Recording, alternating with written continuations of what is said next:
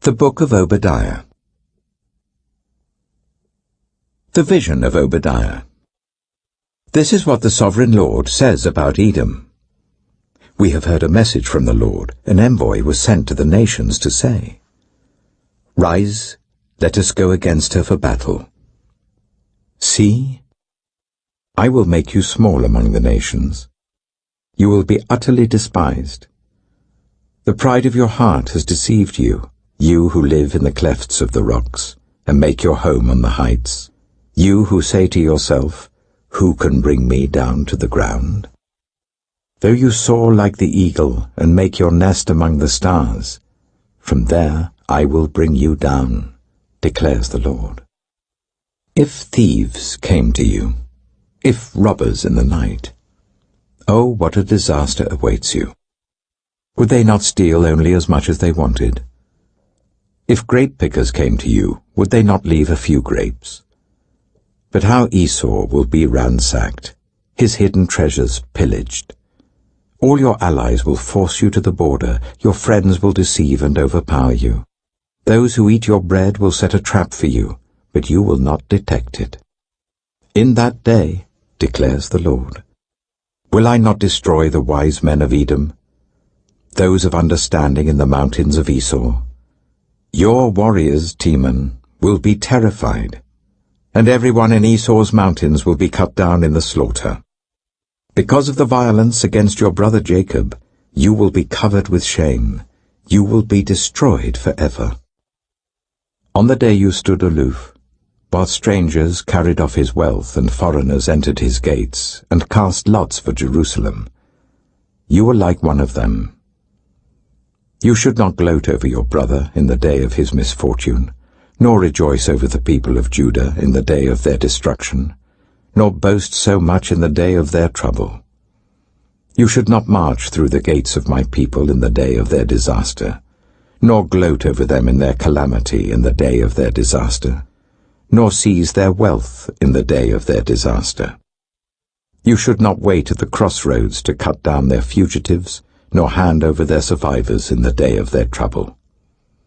The day of the Lord is near for all nations. As you have done, it will be done to you.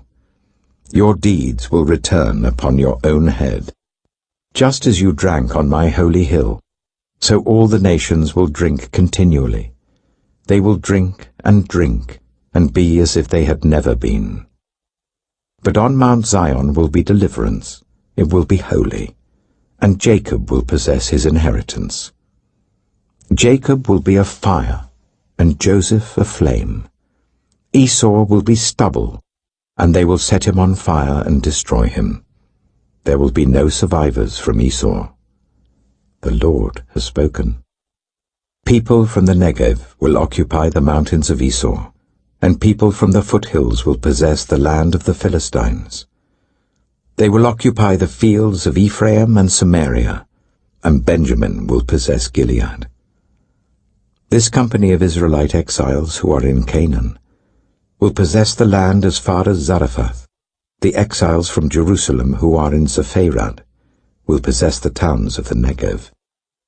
Deliverers will go up on Mount Zion to govern the mountains of Esau, and the kingdom will be the Lord's. The Book of Jonah. Jonah, chapter 1. The word of the Lord came to Jonah, son of Amittai. Go to the great city of Nineveh, and preach against it, because its wickedness has come up before me. But Jonah ran away from the Lord and headed for Tarshish. He went down to Joppa, where he found a ship bound for that port. After paying the fare, he went aboard and sailed for Tarshish to flee from the Lord. Then the Lord sent a great wind on the sea, and such a violent storm arose that the ship threatened to break up. All the sailors were afraid, and each cried out to his own God. And they threw the cargo into the sea to lighten the ship. But Jonah had gone below deck, where he lay down and fell into a deep sleep. The captain went to him and said, "How can you sleep? Get up and call on your God. Maybe he will take notice of us, so that we will not perish." Then the sailors said to each other, "Come, let us cast lots to find out who is responsible for this calamity." They cast lots, and the lot fell on Jonah. So they asked him, "Tell us, who is responsible for making all this trouble for us? What kind of work do you do? Where do you come from? What is your country? From what people are you?"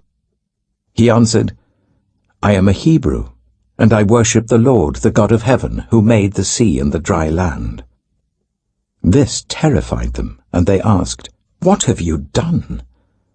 They knew he was running away from the Lord because he had already told them so.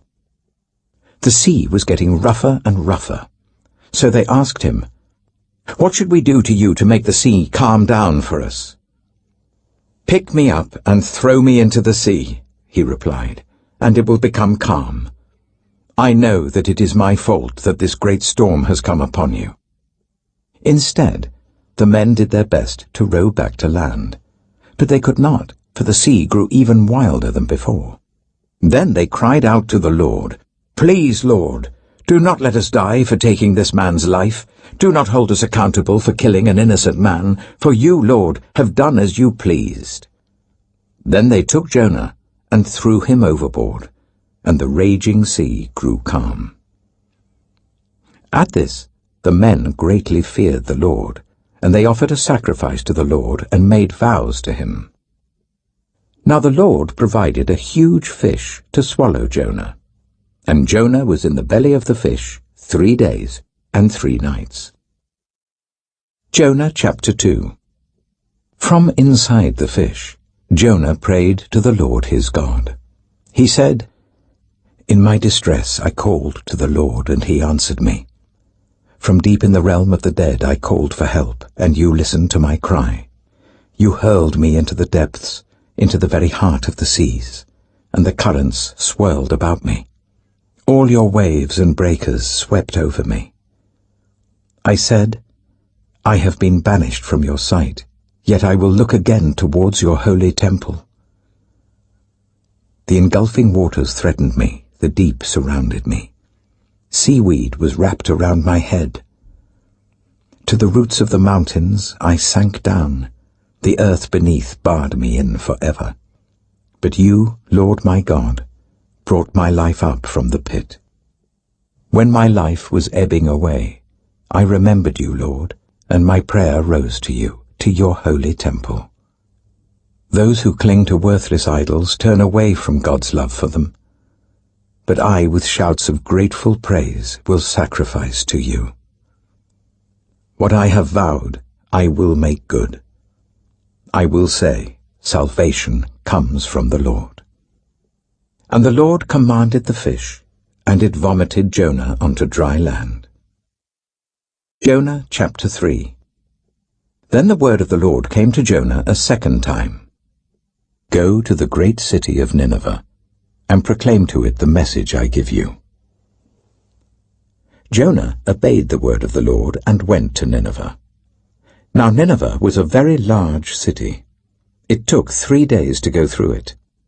Jonah began by going a day's journey into the city, proclaiming, 40 more days and Nineveh will be overthrown. The Ninevites believed God.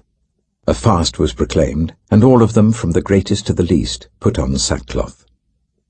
When Jonah's warning reached the king of Nineveh, he rose from his throne, took off his royal robes, covered himself with sackcloth, and sat down in the dust. This is the proclamation he issued in Nineveh. By the decree of the king and his nobles, do not let people or animals, herds or flocks taste anything. Do not let them eat or drink. But let people and animals be covered with sackcloth. Let everyone call urgently on God. Let them give up their evil ways and their violence. Who knows? God may yet relent and with compassion turn from his fierce anger so that we will not perish. When God saw what they did and how they turned from their evil ways, he relented and did not bring on them the destruction he had threatened. Jonah chapter 4. But to Jonah this seemed very wrong. and he became angry. He prayed to the Lord. "Isn't this what I said, Lord, when I was still at home? That is what I tried to forestall by fleeing to Tarshish. I knew that you are a gracious and compassionate God, slow to anger and abounding in love, a God who relents from sending calamity. Now, Lord, take away my life, for it is better for me to die than to live." But the Lord replied, "Is it right for you to be angry?" Jonah had gone out and sat down at a place east of the city.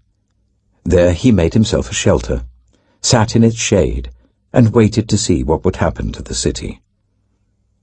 Then the Lord God provided a leafy plant and made it grow up over Jonah to give shade for his head to ease his discomfort, and Jonah was very happy about the plant. But at dawn the next day, God provided a worm, which chewed the plant so that it withered.